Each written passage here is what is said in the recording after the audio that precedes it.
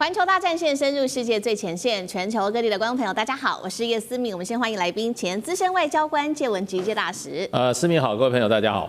时事评论员王尚志上志哥。思敏好，观众朋友大家好。辅大特聘教授何思胜老师。思敏，各位观众大家好。还有资深媒体人彭华干哥。主持人好，大家晚安。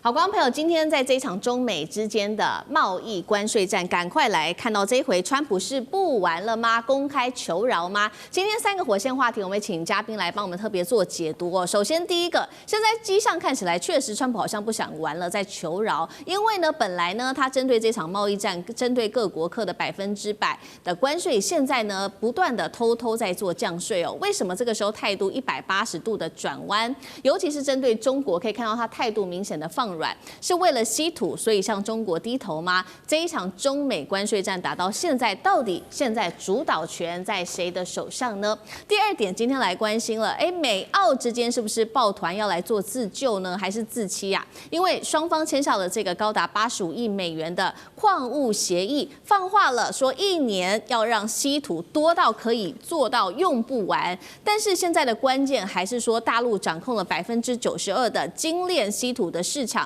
美国真的能够顺利的脱离中国的稀土控制吗？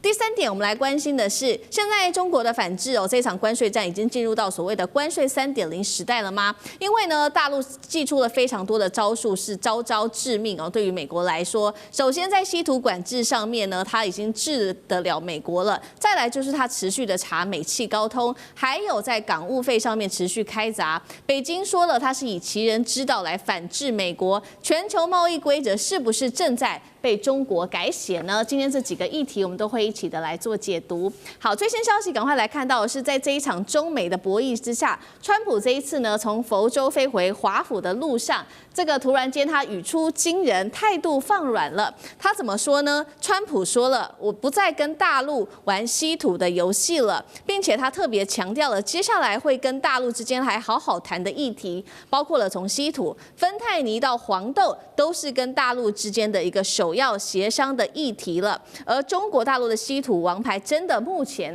是把美国掐的这个喘不过气来说。川普也说了，美方有能力可以对中国实施比较降低的关税，但是前提是你中方也必须要为我们美国做一些什么。还记得吗？我们看到的是美国的财长贝森特早先才放话说要关税换稀土，如今川普就亲自上阵了，把这3个议题全部做打包。等一下我们会来关心。那稀土很重要，不管是晶片，不管是手机、电动车，都是需要的。所以现在川普其实是非常的紧张的。另一方面，这是最新消息现在呢，何立峰跟贝森特通话之后，已经确定了会在马来西亚双方会来会面，为月底接下来的川普跟习近平的这个川习会来做铺路。那这一场中美博弈战，我们就会持续的来关注。台面上的筹码似乎已经是越来越清晰了。节目一开始请教大使怎么看？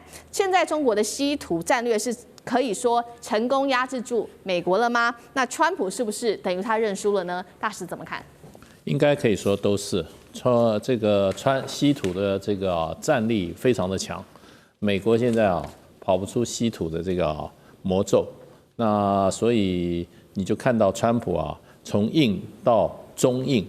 到小硬，最后可能就变成不硬，最后就变成小软，最后中软、大软。所以呢，这个经贸谈判就跟打仗一样，是硬实力，不是软实力。你用嘴巴用唬人跟打梭哈一样，你那个叫牌叫得越大，输得更惨。现在川普就陷入到这个所谓陷阱里面去了。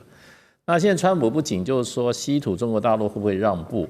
中国大陆会买它黄豆，中国大陆会不会芬太尼方面跟他合作？这个完全都是看大陆愿不愿意跟他谈了，而且还卡到一个更麻烦的。川普说，我这个要跟习近平要10月31号在韩国要见面，大陆现在没有说要跟他见面所以到时候全部都让他空的话，川普就从怎么样？就从50层楼的高楼上摔下来。那摔的不仅是川普的面子，美国的威信会扫地。那中国大陆以后对美国很多国家就要学中国大陆了，因为发觉美国是怎么样空心的所以用实力来对实力啦。那所以现在川普会越来越急。所以现在这个礼拜就不晓得哪一天啊，贝森特跟何立峰要见面了嘛。那我觉得这个时候大概中国大陆是没有什么好退让的，那大概就是看美国怎么让，美国让到什么程度，然后呢，习近平才会出面。因为到了这个元首阶级最高层级的见面啊，不是去吵架的，是去怎么都是各去怎么样收获成果的。你川普要收获什么成果？习近平也要收获成果。所以现在这个情况之下，就是说，如果习近平认为说这个我不满意，结果我不能去的话，那就不会见面了。不见面的话，川普就傻在那边了。因为川普每天就讲说，我跟习近平关系很好啊。还说我现在已经不打算毁灭中国了，这个讲法的话，就是觉得你会觉得越讲越好笑了。那就变成就是说，这个情况之下啊，稀土是没有错，美国老早就跟澳洲合作，也不是今天啊。这个10年前日本跟中国大陆打这个稀土战的时候，就已经跟澳洲合作了，最后日本还是败阵下来。那你要对关键产业，你的稀土好，你现在说你1年可以赶得上供应。可是这1年如果没有的话，你的工厂就已经，工厂已经就撑不住了，3个月都撑不住，所以这就是一个你说这个就是远水救不了近火，然后大豆的话，大陆是第一次完全不买，那并不是没有完全不买美国的农产品，中国大陆还在美国的玉米跟大麦跟小麦。可是这一次黄豆单挑出来是1粒都不买的情况之下，美国的这个它的软肋就出来了，因为这个大豆都产在红州，也就是这个川普的铁票区。如果说这一次大豆这个农民不满意的话，很可能他在明年的年中选举，铁票区就会掉几席联邦参议员，甚至联邦众议员。联邦参议院现在只差1席啊。那如果掉个1、2席的话，川普明年开始跛押，他就没有办法作为川皇帝了，他就变成川太监了。所以呢，这差别很大。所以我觉得这个整个谈判，我们从整体来看的话，我们谈判常常讲是整体气氛、整体的形势，对川普极为不利。那现在看就是就看那个习近平要怎么发落他了。如果要让川普这个也不是说一招毙命，起码出一招让他躺在床上躺好久啊，这个时候是中国大陆出手的机会了。所以呢，我认为川普玩得太大了，没有那个实力玩到那个他玩不起的那个阶段以后他把他自己置在这个火上烤。那他每次都这样，那学不乖。所以呢，你逼着人家要出重手，让他乖一点。所以我是对川普的前途我是蛮看衰的。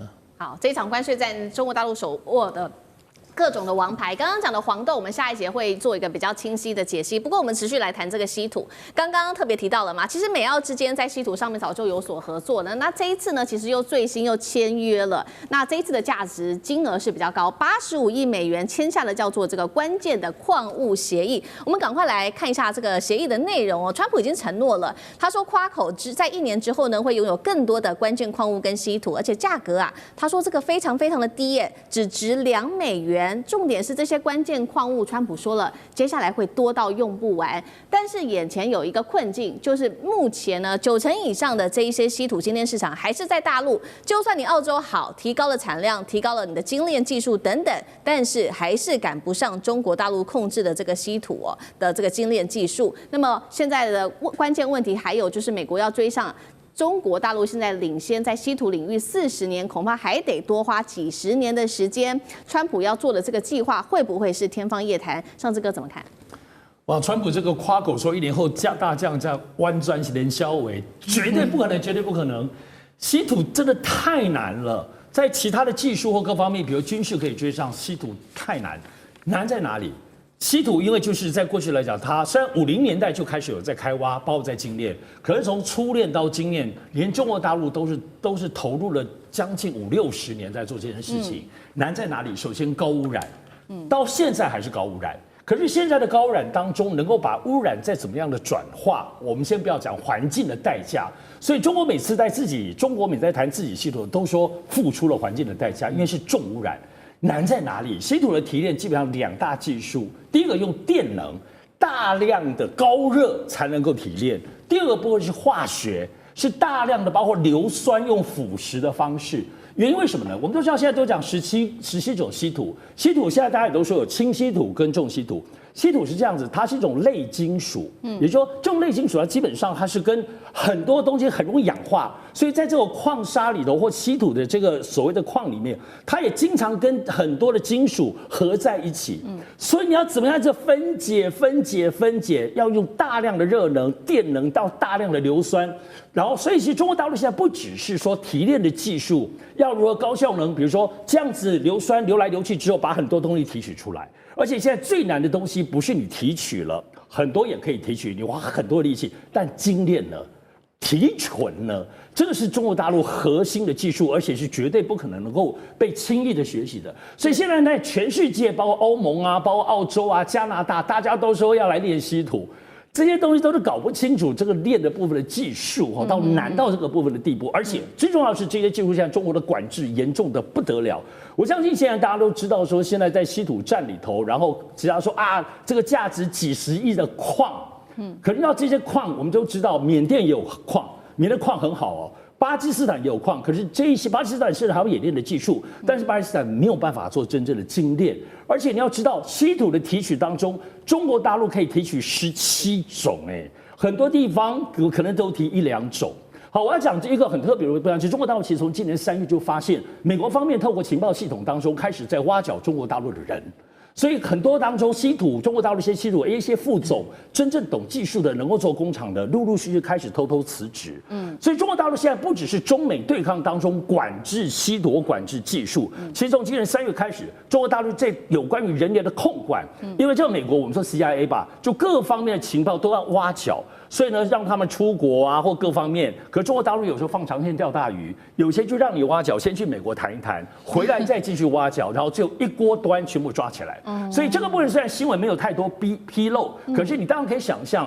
不要说是从今年3月，在之前其实稀土已经吃过苦头了。你觉得美国只是说自己投资他们的稀土矿，像川普讲说我们都一直开挖吗？没有嘛。当然就是情报战，就是要把中国最关键的人才、有能力建厂能力的人，手握就人要挖角。而这个人才战、情报战，其实在台面下虽然新闻没有披露，但在今年3月，中国大陆已经大量的。所以你说到底有多少人才流出去？也许有这么一丁丁。可是最关键的人才已经全部都被控制住了，是包括，所以在这次的我们看到这一次的管制当中，也包括人才、技术，所以中美的部分的对抗，美国你说可以吗？你都找不到人才啊，你从人才从哪生出来？最难的不是买矿，不是说建厂，最难是美国绝对不会拥有这些中国大陆真正有能力的各类的提取稀土的人才。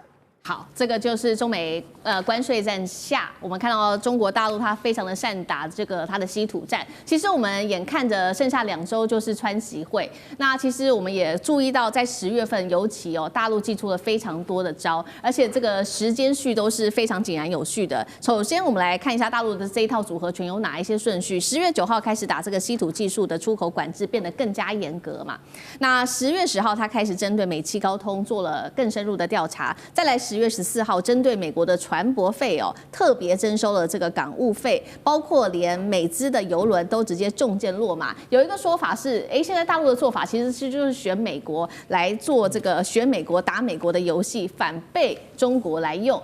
怎么看这个组合拳？还有就是说，中美贸易战打到现在，到底现在谁比较占上风？干哥怎么看？我跟你讲，大陆你以为他就每次他都是被动的，很多学者都指出来说，他在这个贸易战之中。大陆都是等你来制裁我，我才反击你。现在不是了，现在打的是组合拳。你知道什么叫组合拳吗？就是师夷之长以制夷啊。现在是师美之长以制美。为什么？美国商务部早在9月29号的时候，他就已经讲了，所有有陆气的成分在里面，持股超过50%的公司以外。子公司一样要查，那个等于是把喉咙都给割了，你知道吗？好，那你现在这样对付我是吧？没关系，那我现在先祭出一招。10月9号，不久之前，10天前，他要先讲，现在如果说在海外不是这个我们大陆的公司，是外资企业的公司，然后呢，它使用了我们中国出口的稀土，只要达到0.1%的含量，通通都要报给我们中国商务部，不报的话不能卖。0.1%哎，当然稀土的占比通常本来就是这么高，差不多啊。但是它设在0.1%的意思就是告诉你说，只要你有一丁点的大陆稀土出口而制成的卫星、通讯，然后航太，然后飞机、科技等等这些产品，通通都要跟这个中国商务部报告，报告之后才能够准你能不能够销售。在这种情况底下，我今天坦白跟你讲，美国有很多航太公司，它也被掐到脖子了。这是第一招。第二招是什么？他马上他说，对，你们那个高通有反垄断倾向啊，我们现在中国商务部已经开始立案调查了，所以你会调查我们，我们也会调查你。所以他现在第二招这个，第三招什么？美国有多少？大家都听过皇家加勒比那个豪华邮轮，对不对？或是丽星邮轮，还有什么？还有迪士尼邮轮，5、6家邮轮，你知道他们以哪里为母港吗？上海，以上海为母港。你现在美国政府要收我们大陆船舶的那个港口费，那我们也要跟你收另外一种叫做特别港务费，其实就是港口费。对，你知道丽星邮轮它一艘船平均而言在上海停靠一次，它要收你多少钱吗？他要收600万美金，把丽星邮轮给吓死了。他说这怎么办啊？如果真的要这样子收的话，那我跟你讲，我们的营运怎么办？我们的盈余怎么办？所以这是一个其实摆在眼前的问题，就是说这个部分其实还可以谈，就看你川普要不要谈。你可以收我的，我也可以收你的。老实讲一句，大陆不会真正的把这种事情掐在手上，拿来用来对付说这是我们中美贸易战之中我一定要拿出来用的武器，不会这样。看你川普的诚意到哪里，不然的话要收的话，我会告诉你，美国不是只有一个邮轮而已，它有太多东西会被中国制裁的。是好，同样一个问题，何老师怎么看？当然，那个在中美的贸易战里面，像川普他手头上他最惯用的工具就是关税。但是对中国而言的话，他在过去事实上从川普的第一任期一直到拜登这段时期他已经逐步的去在调整他对美贸易的这样的一种依赖。那所以。中国大陆现在在跟美国进行这样的一种贸易战的时候，那他手头上这个他可以打的牌，基本上这个本来就很多，再加上他降低了对美国市场的一个依赖，所以就是说你关税这样的一个这个效力啊就降低了哈。那反观美国，你自己很多的一个市场是在中国大陆，对不对？你的黄豆基本上你可以这个找到世界上有哪一个市场能够吃下你那么多的一个黄豆，虽然我们台湾说要买它100亿啦，可是这个大概差不多1/10的量都不够，特别是今年的美国的黄豆是丰收的哈。那所以中国大陆它盘点就是说，在中美的一个贸易里面哈，到底有哪些东西可以打折打在7寸的这个地方哈？那中国大陆掐的东西都没有什么高科技，那美国用的都是这个所谓的这高科技去管制你哈。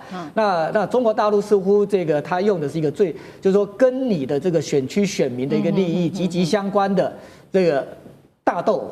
那这个就会让这个川普啊，这个急于的这个要在这个整个关税的这个谈判上面要去做让步哈。当然，川普还有一个东西，他也想要马上拿到的，就是芬太尼啦。实际上，川普在竞选的时候，他有2个东西去诉诸这个他的这个选民，一个是芬太尼，另外一个就是非法移民哈。那这2个他又把它串在一起，说很多芬太尼这个问题基本上是非法移民这个造成的哈。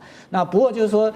这2个东西，事实上马上就是说，他要有这种成果出来，不然的话，他明年的这个选举里面哈，他几乎都是空口说白话。那中国大陆当然也知道，就是说芬太尼这个东西是你比较容易去得分的，那他也愿意让你在这个地方能够对选民有所这个可以交代的这个成果出来，但是你必须要在整个中美的这个贸易战里面哈，那你当然。不能够用现在的这种方式，你把关税拉这么高，然后对中国的高科技的这个管制这么的一个严格，而且刚刚这个干哥讲到的这个对于稀土的这个监管，这完全是模仿美国的、啊。这美国是说你的关税，你的这个晶片里面我课你那么多的一个关税，或者是说我管制你的整个就是说有关于这些晶片的输出到中国呢，我都是用所谓的技术，对不对？当你这里面被我查到你用了我美国多少的技术，用了我美国多少的这样一个专利的时候，你就必须要经过我美国的同意。那中国大陆要倒过来。他说：“那我就用稀土卡你。那现在任何的一个高科技的这些 chip， 如果你没有用到稀土的话，你根本就生产不出来哈。事实上，稀土不是什么高科技的，但是中国的化工真的很厉害哈。那就是说，他用这个，就是说他等于是用传统的这样的一种产业去打你的一个高科技。那美国他说他要把这个整个稀土，对不对？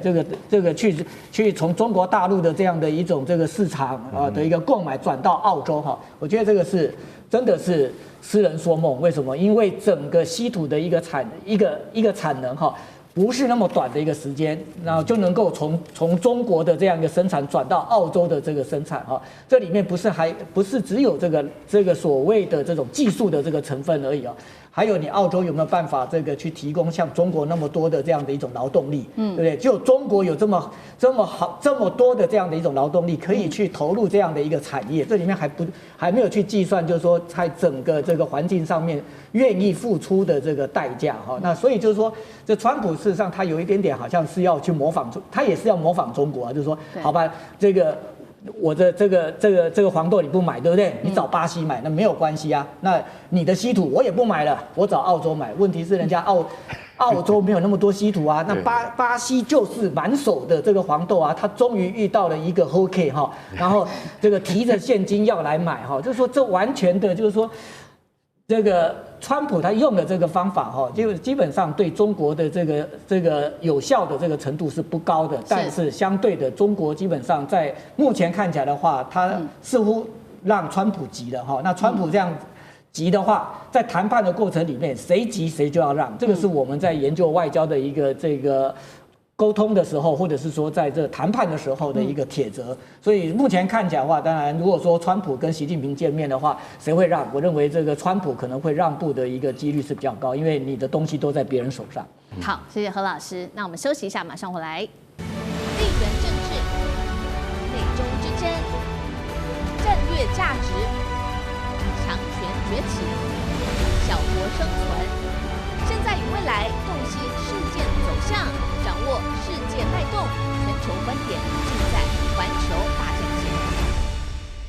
接下来我们要来关心的是，大陆现在9月份确定是零进口美豆了。那么另外一方面是美国的谷仓发生了崩塌的事件，等一下我们会看一段现场的画面。再来就是美国自己内部经济的问题，包括了它的车代商倒闭，民众现在买车变成了一个超级奢侈品。华尔街金剑雷曼兄弟暴雷的前兆吗？今天就美国的经济面，我们也会做一个比较详尽的解读。今天的火线话题3个会请来宾来做解答。第一个，大陆零进口美豆伊利诺的谷仓崩塌哦，美农经济成了贸易战第一个倒下的骨牌吗？第二件事情，美国次级的贷款风暴现在狂烧，包括了私募市场连环爆，从车代商倒闭一直到欧洲股都在暴跌当中。现在在看说当时的雷曼阴影是否在今日重返华尔街呢？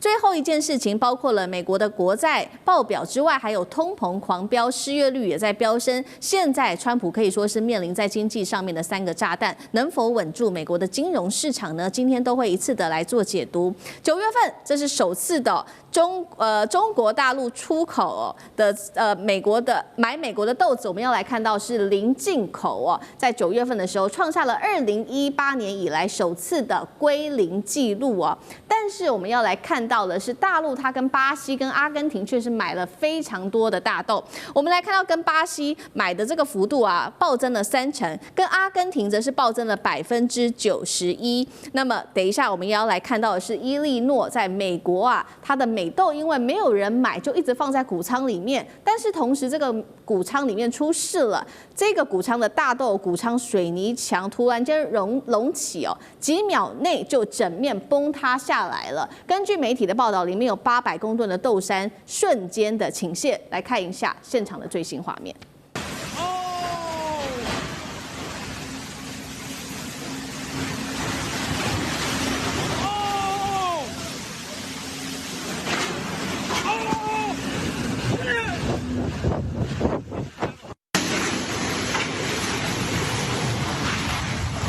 好，所幸这一起意外并没有造成任何的人员伤亡，而附近的居民已经做了一个比较快速的撤离哦。不过这个节目一开始要请教大使怎么看了大陆首次的零进口美豆，重击美农跟它的经济命脉，美国经济会否出现新一波的崩塌？大使怎么看？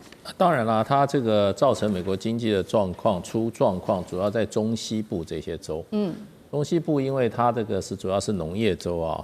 那很多大豆的豆农，他们的耕地面积都不是像我们在台湾这种小农制，它都是大农。我看过，就是说算是比较大的这个种大豆的农民哈，他耕种的面积有2000英亩，2000英亩啊，所以要不然动辄就是上百亩。那因为美国这些中西部土地辽阔，土地不断的兼并啊，所以他对这些农民来讲啊。他要耕种这么大的土地，他光要施肥，光要去把地弄好，要买种子啊，他需要大量的资金，都是数百万美元的资金。那这数百万美元资金，他都要跟银行贷款。那所以如果我卖不出去的话，他会面临破产的问题。那破产以后，这个地方就会非常的萧条。不过美国现在是这样，美国有些有钱的人跟有一些这些大的农产公司在收购土地，所以很多从自耕农会变成佃农。不过这个问题真正比较大的问题是不是经济问题，是政治问题。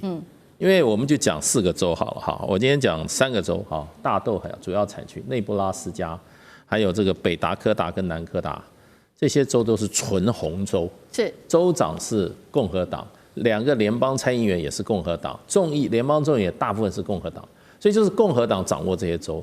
可是现在这个东西，它这个大豆农夫是它重要的怎么样票源。如果东西卖不出去，他们已经知道，就是都是你川普的贸易政策搞的。我今天大豆滞销，那正好害我的土地卖掉，我破产。那他们今晚就已经在说，你如果不帮我解决的话，我下一次投票就投给民主党。所以呢，这个对川普来讲，是政治问题。所以如果他没有处理好的话，那很可能明年的期中选举啊，如果在美国参议员翻盘的话，那川普就跛脚了。所以就是说，所以川普。已经写过信，就求习近平了。不过习近平主席好像现在没有回应他。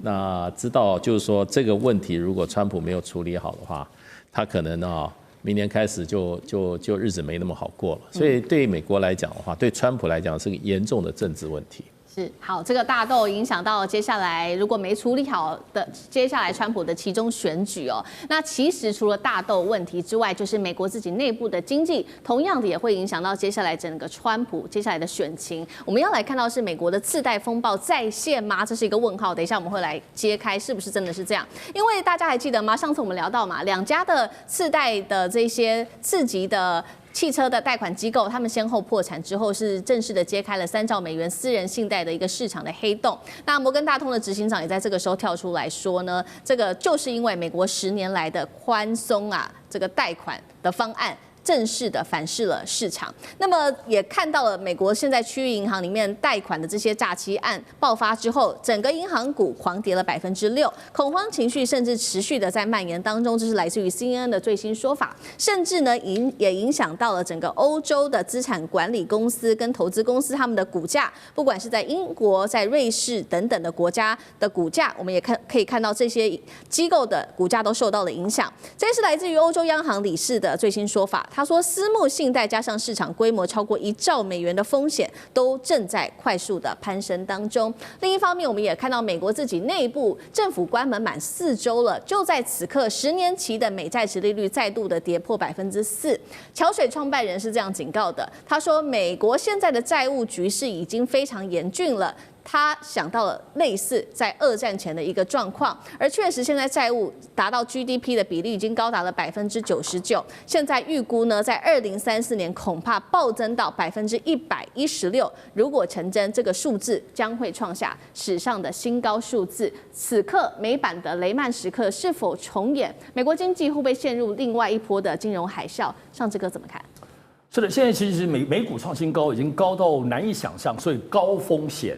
赚也高，风险也高，但是这次现在大家都公认最大的危机就美债，那是美国政府出问题啊，不是雷曼师傅出问题。但我们知道雷曼兄弟当时的状况是，第一个有好多暴雷，雷曼兄弟暴雷；第二个，当时的美国政府不知道怎么处理，拖到那边暴雷的时候，一开始不知道怎么做，所以后来在暴雷最大的关键不是雷曼兄弟危机，是当时银行之间互不信任，大家互不结汇，甚至在各国央行之间大家都抓现金，不知道怎么回事，信任崩溃才是当时雷曼兄弟最大的关键的问题所在哦。所以我们现在回过来，现在的状况其实不太一样。我觉得现在这些什么刺激房贷都是推理性的危机，都可以处理。包括还有现在一个野蛮的、夸张的川普，他会颠倒乾坤，硬处理，你也拿他没辙。所以我认为，但并不是没有危机。我认为现在的危机可能是超过想象的，比如说。AI 如果攻破比特币 ，AI 攻破包括这些狗狗币，就加密货币市场如果被攻破，这个是会一个塌房崩塌，是在另外一个地方塌房，它就把结构性的东西全部都会一起崩破。所以现在不是这些我们过去经验值的都可以处理，而是类似像我刚刚举到这种危机一旦出现，那可是吓死人了。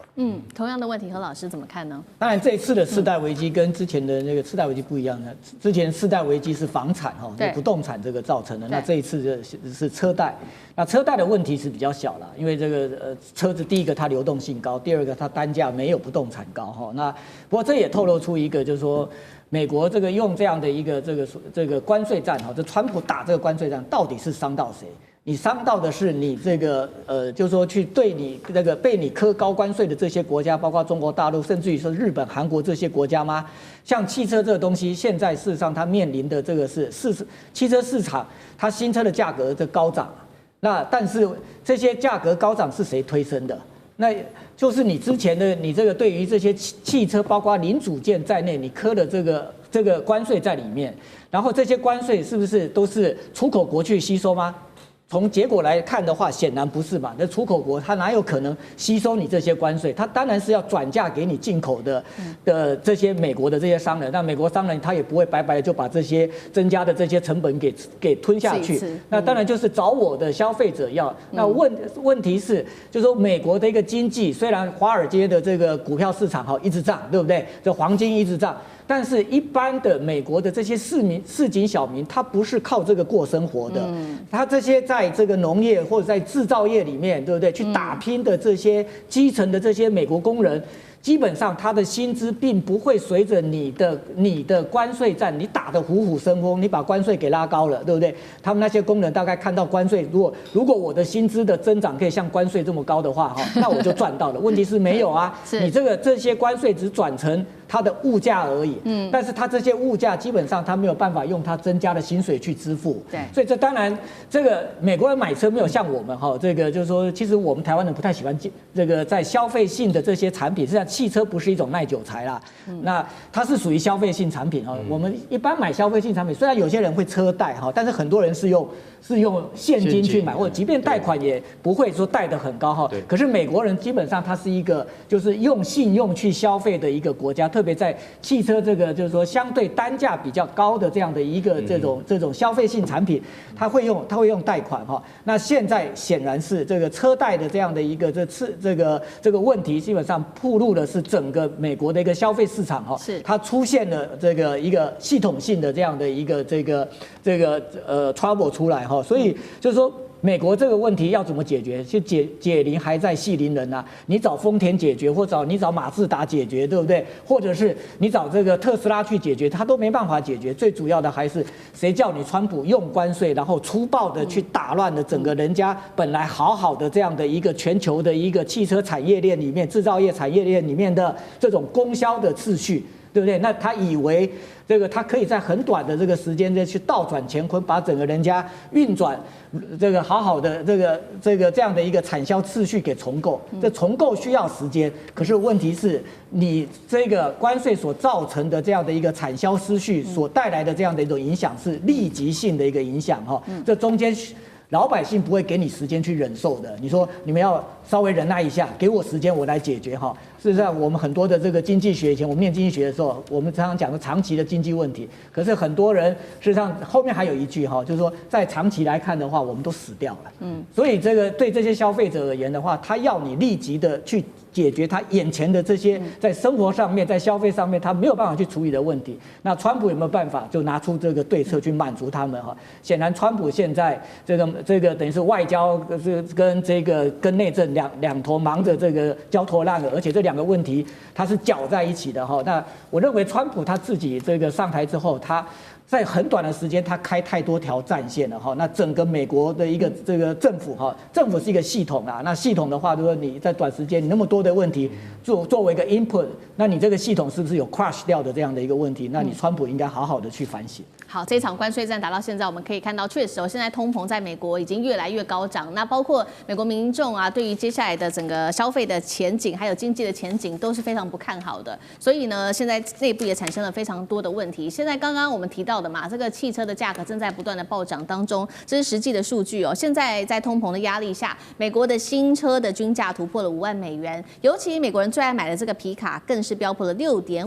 万。专家说，现在买车已经变成是，难道只有剩下有钱人能够买车了吗？那另外一方面，接下来的年底的购物旺季，不管是万圣或圣诞节，现在预估消费力恐怕暴跌10%以上，失业率8月份正是不断的攀升哦，达到了4.3%，数字创下4年新高。川普接下来怎么办？面对这个通膨问题，干哥怎么看？福特皮卡在美国的高速公路上面是到处跑啊，那个等于是国民车啊。现在一辆要多少钱？$65,000 ，200多万台币啊，吓死人！我们通常的认知就是说，美国汽车对，只要尤其是福特它不是双 B 它可以搞到200多万。在我们台湾一般人国民的这个价值认知之中，它不可能贵到这个地步。那这一次连福特皮卡很好用的一种卡车也兼一种这个很经济的交通工具，它竟然涨到$65,000一辆，代表什么？代表就是说，现在美国只有有钱人才买得起车了，因为专家说，这都是川普的关税政策推波助澜而造成的。而且我跟你讲现在反而是什么，你知道吗？现在反而车子涨价是因为有一些高端的客人的需求没有减少，但是呢，平民百姓却买不起车。就高端的客人越来越多，然后他们有更好的优惠的措施，所以促使他们买车。还有再加上这个9月底之前，曾经有一波的电动车的优惠，是电动车优惠造成更多高端客人去买了比较高级的电动车。所以说，在美国的汽车市场，现在平均一辆车要$50,080。这可能我想，介大使在美国那么久，应该他会比我们更了解，说一辆车要到$50,000的话，那是什么样的局面？而且说句实在话，这个情况可能不会很快就降下来，因为它已经上去了，然后再加上呢，墨西哥跟加拿大2个国家，尤其墨西哥的那个汽车的那个加工是进口主要到美国的，那美国就要对这2个国家征收25%的关税。那这个关税到现在没有谈好，表示什么？表示不管是电动车或是高档车，甚至福特皮卡，它的价钱、它的价格还是一样降不下来。所以在这种情况底下，还有呢，你说我们刚才讲到失业率，对不对？对，失业率7月4.2%，全美失业率到了8月变成4.3%，是4年来的新高。大家看，只有0.1个百分点而已嘛，那是几十万人，好吗？所以美国的失业率在隐形之中。他们讲有个效应叫什么？叫威利郎效应，就是2008年金融海啸的时候发生。威利郎效应就是他是一个卡通人物，但是呢，他都是往前冲。等到呢他脚底下已经没有地可以踩的时候，他自己都不知道，因为他冲太快，然后他自己往下一看，我没有地方可以踩了，咻就掉下去了。美国的人民现在正在这种情况底下，推波助澜是谁？就是川普政府把人民推向威力狼的效应。他不晓得他脚下已经没有实体可以踩了，当他要掉下去的时候，就会爆发像金融海啸那样的危机，而人民到现在还浑然不觉。好，谢谢干哥。那我们休息一下，马上回来。地缘政治、美中之争、战略价值、强权崛起、小国生存，现在与未来洞悉事件走向，掌握世界脉动，全球观点尽在环球大讲堂。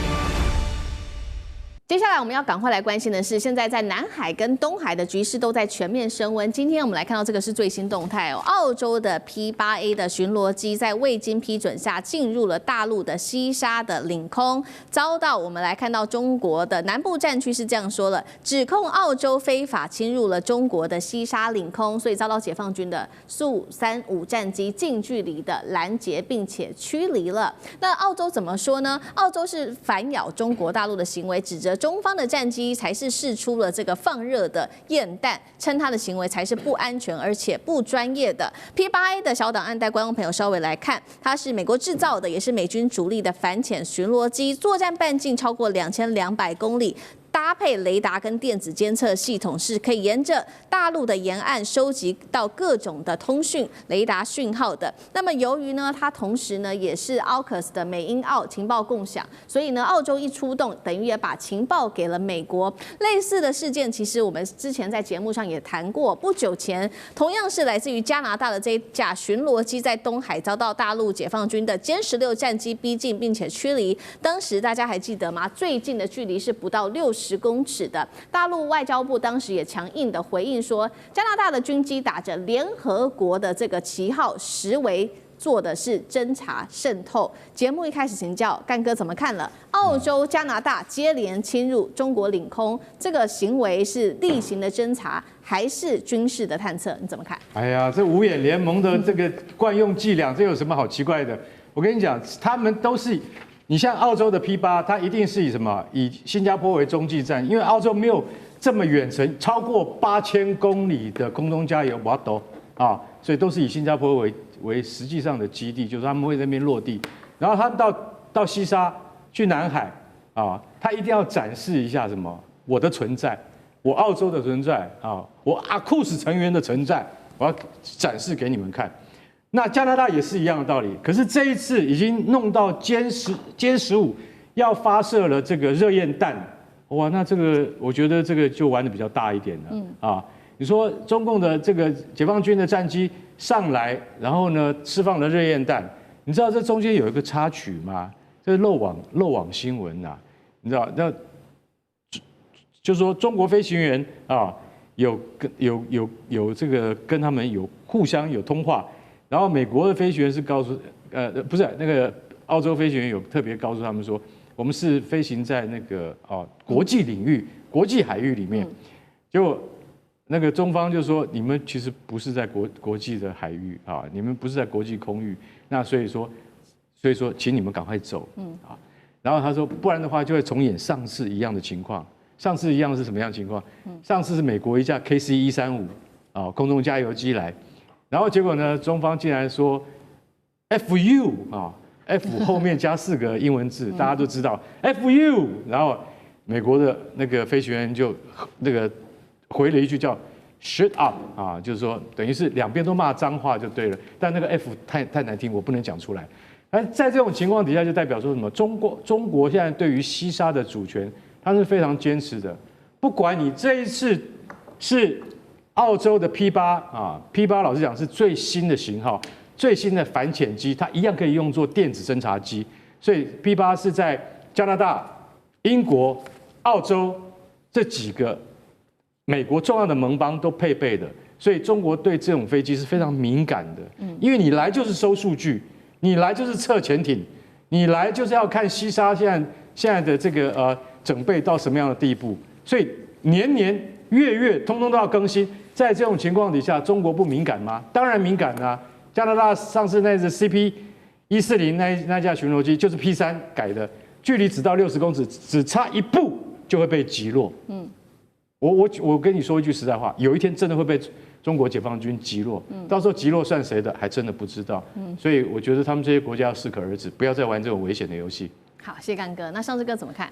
我想这次频繁的，特别在南海地带啦，当然就是希望我讲美国、印太跟澳洲的这个飞机，它就是要把南海转成公海，它就要一直觉得公海飞来飞去。但是现在中国大陆越来越严肃来处理哈。你说我们在看到这个时候，中国大陆很生气吗？就我掌握的部分没有，他们因为那边一飞起来，北斗卫星就抓到了。你要知道，所有的飞机并不是都会载着热焰弹，所以这个飞上来是有备而来的。而且大家特别注意哦，前阵子不是同样有跨越军事，当时的中国大陆的军机是什么？中国大陆军事都是要翻滚，不是背靠它非常非常的靠近吗？这次我们丢热焰弹，我告诉你，他们现在的做法是，中国大陆当然不会把你打下来，可中国大陆现在做的这些极其危险的动作，就是你们这些兔崽子有种飞过来，最好技术好一点。我跟你这么贴近，你就不要捞。然后，如果丢热焰弹，你要能躲得过。你说中国大陆并不是没有想法哦，它就逐渐加码这些你侵入领空当中，我来驱离你当中的这种危险性。当然，其实在中国冲突会不会升高，在中国大陆很多人都说，哎呀，赶快，比如说未来军舰来了，你发射飞弹打在他的旁边吓吓他，或者是刚刚讲把他击落。当然这是民间的看法，但是可以看到中国大陆的冷静，不断的加码，未来你侵入领空当中，你最好你的航空技术是好的，否则你危险自负。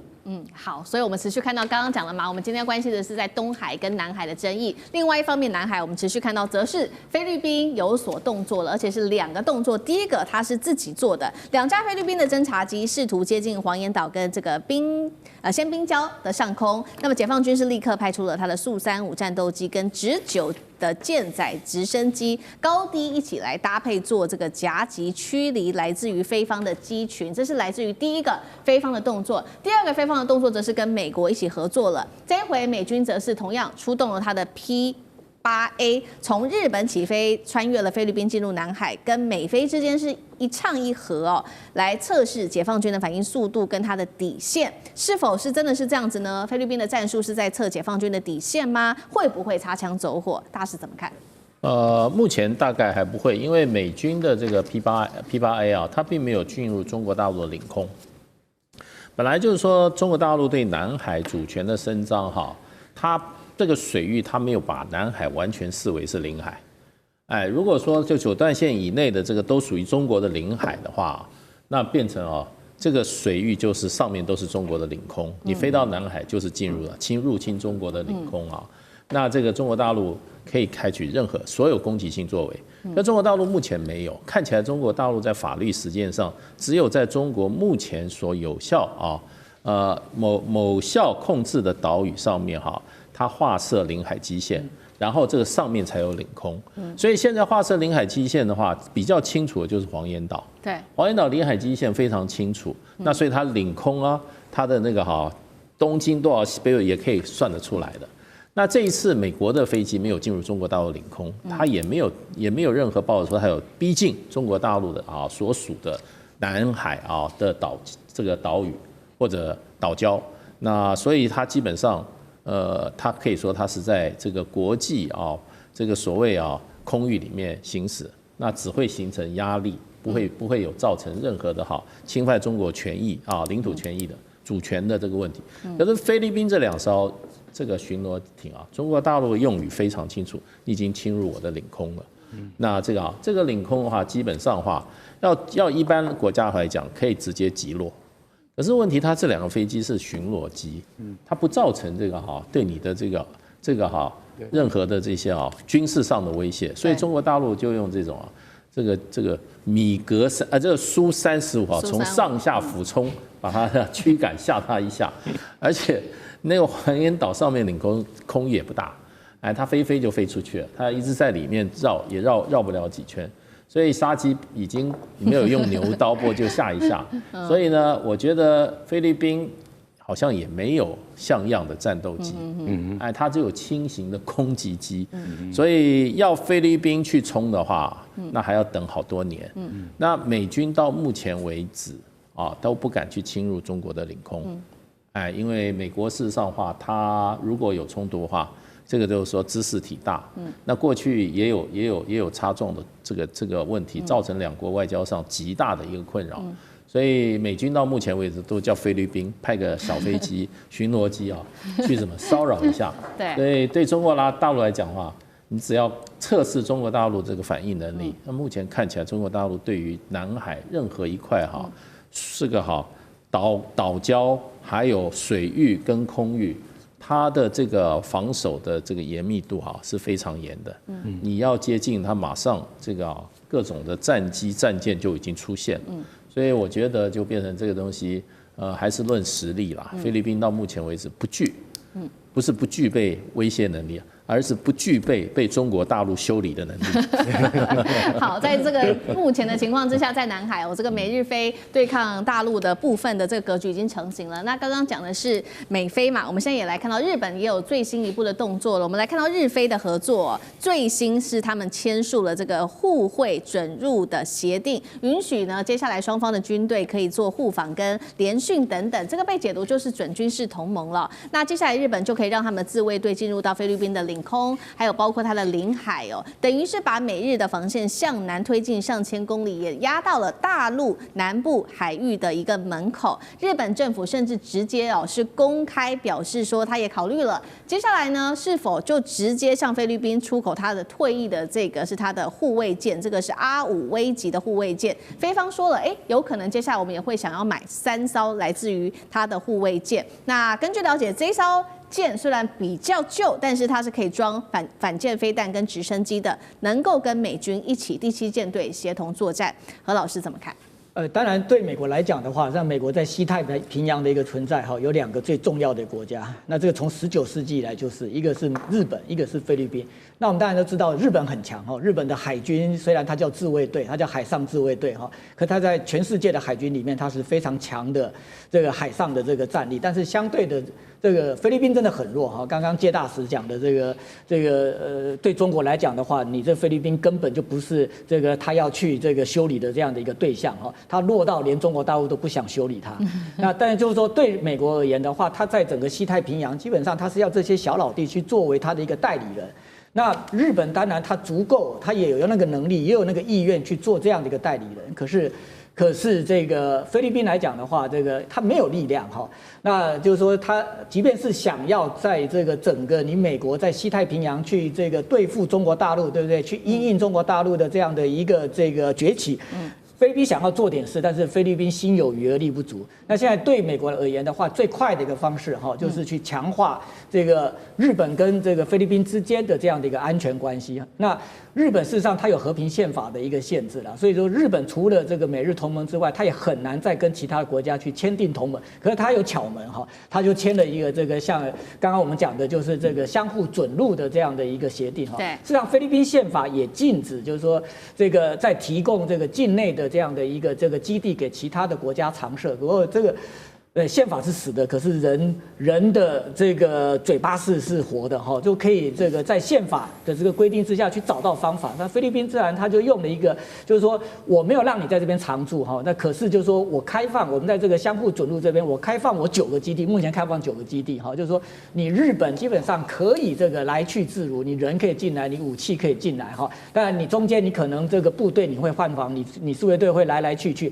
可是这实质上等于是形成了一种就是说这种变相的这个日本在菲律宾的这样的一个驻军一样的一个性质而且就是说菲律宾如果短期的想要去强化它的海上的战力的话，就过去日本实际上从安倍的时候就给他这个就是那个用这个他们的海保厅旧的这个海巡舰。然后给菲律宾，后来菲律宾也买了新的了可是，在海军的这个部分的话，菲律宾显然这个叫汰旧换新的速度没那么快。那如果他要买新的战舰的话，像如果给美国买美国不知道等到牛年马月才有办法再卖给他，因为美国的军工产业现在面临的，他连这个战斧飞弹，对不对，都不要给乌克兰了，因为什么？美国自己都缺货，还有这个像 PAC-3 这个东西。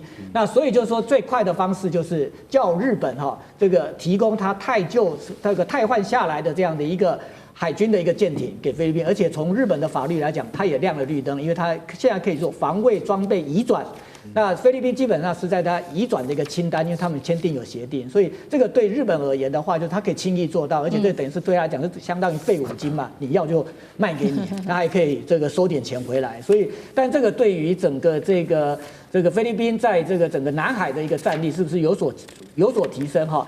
这个显然。这个他卖给他的并不是一个这个现役的，而且是最先进的这样的一个这个装备。对于中国来讲，这种装备可能也不足为患。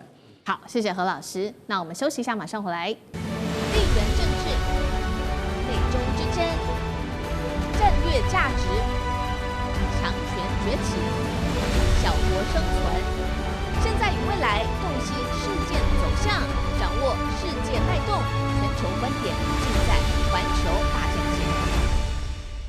日本的政坛正式的变天了，我们赶快带观众朋友来看到这是最新消息。在今天，高市早苗在首相的指名选举中确定胜出，正式成为日本史上的第1位女首相了。好，与此同时呢，我们也看到自民党跟维新会签署了联合执政的协议，高市早苗他所领导的自维联合政权也等于是正式的成立了。来自于东京大学的研究员这边所做的分析，接下来高市早苗要几个议题上面。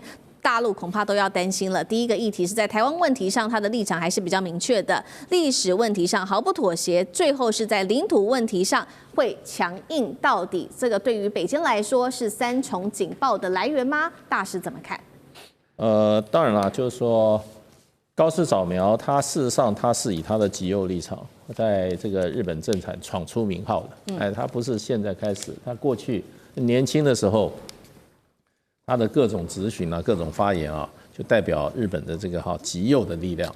那可是问题就变成你今天好不容易在各党的平衡之下你拿到了这个首相位置，也不是你自民党一个党今天这个很舒服的拿到国会多数席位，你当首相，你是靠这个联合政府的话。那你就不是只是单纯的一个怎么样自民党的首相，你是这个是联合政府的首相，所以他各种立场他必须要怎么样，要不只考虑只有他做这个自民党极右派的这个议员的这个立场，他的concern比较多，对，所以他在这个时候，如果他很多立场跟过去立场有所差距的话，他也说得过去，这有2层的可以让他在这个跟中国大陆的历史问题台湾问题、领土问题上，他做怎么样？做比较多的跟他过去的说法不同的一些做法。那这一点我倒认为他会有弹性，而且这个联合政府跟这个完全执政就是变成有一点差距。然后现在就是说整个大环境来讲，对日本来讲的话，他所要面临的问题是美国的咄咄逼人，美国的跟要怎么重新定义、重新修改美日的这个关系，那这个部分他也做了强硬的发言，这是日本民众比较关切的。那对中国大陆来讲的话，事实上的话，那么我认为就3大问题：台湾问题、历史问题跟领土问题上的话，可能会比较起冲突比较多的，还是台湾问题。因为台湾问题事实上的话，过去在一段时间内，台日之间的各种实质的交流已经有提升就是说有提升的，不管是军事上面的交流，或者政治上的交流，一种建制化的一种讨论的架构从一轨半搞到快一轨了或者2轨搞到1轨半，1轨半又往1轨这个方向走那这都是很敏感的问题。那这些部分，我觉得还不到是说他怎么发言，而实际做的部分，我觉得可能是他将来跟中国大陆中国大陆会真正认真对待他的一个很重要的一个冲突点啦。那现在他刚刚上位，然后呢，在民主政治上常常有一个说法，就是说，一个民主党人当了总统以后，正常情况下他会证明说。我跟共和党也蛮像的，因为共和党的总统当选以后，他一上任的刚开始他会说，我跟你们民主党也有沟通的空间。那一个极右的一个日本首相上来，他会不会把他的立场往中间调？一般来讲的话，可能性是很大。不过我们也不是抱一个乐观的期待只是说在这一方面，我觉得中国大陆也是审慎的。中国大陆的这个郭家坤外交部发言人他说希望这个日方与中方相向而行。然后呢，恪守中日4个政治文件各项原则，信守在历史、台湾等重大问题上的政治承诺。可是中国大陆没有提领土之亲，历史和台湾问题上这个，所以中国大陆我觉得也是严格在观其言最重要还是听其言最重要还是观其行。那我觉得他任何对台湾这个各种发言如果说是对中国大陆引起强烈抗议的话，那我们也要注意对台湾也不利，然后不要把它认为会对台湾极为不利。是，所以日本在这个两岸问题上煽火煽的太多的话，我想对台湾的绝对是弊大于利。好，这个是我们看到高市早苗当选首相之后，我们要来关注接下来的中日台的发展。另外一方面，还有就是美国跟日本之间接下来的贸易谈判会怎么谈，这恐怕也是日本的民众最在意的一件事情了。因为当时大家还记得吗？这个9月份的时候，美日才签署协议，美国呢要对日本进口产品课征15%的高关税就算了，还要预付这个高达5500亿美元的投资，大幅增加买美国的农产品。当时的这个时任的前日本首相石破茂就被日本的民众骂他说上权入国不懂谈判。而最新呢消息，我们来看到川普最近呢是在孙正义的牵线之下，邀请了这个南韩、日本都去，还有台湾的企业一起去佛州来谈。据说可能就是了解一些经济上面的议题。接下来高市早苗上台之后，会不会来重新改写包括美国跟日本之间的一个关系，还是日本可能会又被敲竹杠？上次哥怎么看？我想现在石破茂这个谈判的部分呢，这个5500亿的部分还是很吓人的，而且这里头是川普可以指派45天前要汇到，然后而且刚刚讲说获利的部分，日本回收之后呢，未来赚的钱90%给美国。乍听之下，日本是搞什么鬼啊？可是我觉得大家不要看这个表面，要知道全世界除了现在中国对于美国的谈判当中很强硬之外，过往长久以来跟美国谈判最有经验的就是日本。日本就业广场协议当中，泡沫经济就是跟日本谈出来的，日本怎么会忘记了？所以其实，在过去这个框架里头，我们很清楚，懂的人就知道，这个就是拖延战术。虽然很多川普指定或等等，可川普改来改去，因为日本一边说都给你，可是日本的同时告诉你说，我们要投资半导体跟投资稀土，这些是基本上很不容易钱下到位马上就获利的东西所以这个其实都看到，其实日本其实有策略的，看起来是服软，可是是拖延。可是现在高市早苗，其实他这次在选之前，他会讲说他要重谈。他觉得这不好，所以我觉得高市早苗就是不懂。虽然他在经济方面也有他的路线，比如说他的货币宽松政策，他一上任马上日本的股票就涨得死去活来，包括我们录影的这当中才接近5万点的历史高点，很惊人的。可是问题是，就是谈判关税这个东西跟你的刺激股市是不一样的。高市早苗会刺激股市，可是他的谈判当中非常天真，而且忽略了石破茂他当时这种以拖待定的这个部分。当然，现在川普就是要你预付，那这个东西现在对南韩后面会不会对日本，乃至会不会对台湾，他都心之所至啦。但预付这件事情很可怕，就基本上钱就要交过去了，那南韩大概就崩溃了啦。是同样的问题，来干哥怎么预付啊？对，不是融资贷款啦。You have to pay， 你现在要付给5500亿，你知道5500亿什么概念吗？5500亿大概是80兆日元，80兆日元是日本去年 GDP 总共115兆，80兆就占了2/3。那你的意思是什么？我们现在整个国民生产毛额的2/3我都要交给你，而且我要预付，天下有这种道理吗？可是就像上次讲的，日本人他是有策略的。其实坦白讲一句，他们就是说，好，我答应，但是呢，我们应该要去想一想，如果这5500亿我们是要用在什么地方啊？比如说，我现在答应你，川普，我们现在武田制药已经收购了，用60亿美金去收购了美国的一家2还2的那个制药公司，生物制药公司，他已经真的买了，也就是说，我们真的是落地美国生根了。怎么样？你很开心吧？另外一家未知数公司也真的这样做了。那他们认为说，像投资这个东西，日本是可以回收的，但需要一些时间。那以前日本都是投资什么？就买美国国债啦。那现在他们认为说，有一些生物科技，有一些就是资讯科技或是能源或是医疗这些比较冷门的这些行业，如果川普真的要我们去投资的话，我们是可以做的，因为这些地方是可以谈的。我觉得高市他如果说真的他要重谈的话，应该是从这些方向去谈。你讲到那个，就说那个孙正义安排台湾的、日本的、韩国的3个国家的这个企业都是大企业。你知道韩国去了什么企业吗 ？LG、三星韩华都是这种公司的代表的企业代表，到海湖庄园半小时车程外的川普高尔夫球场，就是他自己的高尔夫球场，去了那么多的企业家。然后台湾到底去了哪个？不能跟你说，为什么？保密。然后日本去了呢？不能说，保密。韩国的可以告诉你，所有大企业都去了，而且分组谈判，每一组都还派一个官员去盯着你，看你们这几个国家到底要不要给。日本我们知道5500亿，韩国多少？3500亿，台湾多少？2500亿。这可能都要附在前面。我不知道我们的国家能够怎么样，我们能不能学武田制药，还是我们还是只有从头到尾我们都只有台积电而已。如果是这样子的话，我看台湾可能会喘得比较厉害了。这是我觉得国家是真的是大政方针，不能够再拖延下去，要真的派专家到美国去好好跟川普谈才对。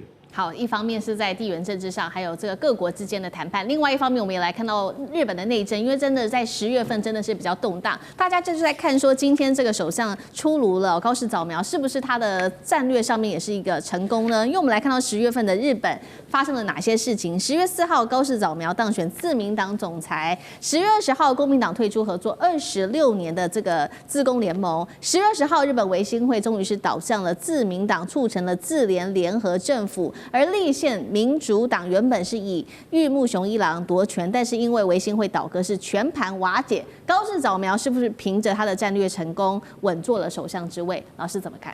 事实上，这个我觉得他不是高市早苗厉害，而是自民党他执政很久他真的是姜是老的辣他稳住了他的执政权不然的话，这个他马上就是要面临要政党轮替。那当然他很聪明的，就是说他把这个就是说在野联盟里面可能成为的这个最重要的一个关键少数的日本维新会把他拉过来，然后跟他共同阻隔不过日本维新会事实上他等于也以小博大，他跟这个高市早苗合作的这个条件是什么呢？几乎高市早苗把这个日本维新会所提出来的要求照单全收那所以现在所有的自民党也非常担心，就是说再下来怎么收拾，就是在临时国会第一张支票要兑现，要删减众议院议员50席，这个涉及到每个国会议员的地盘。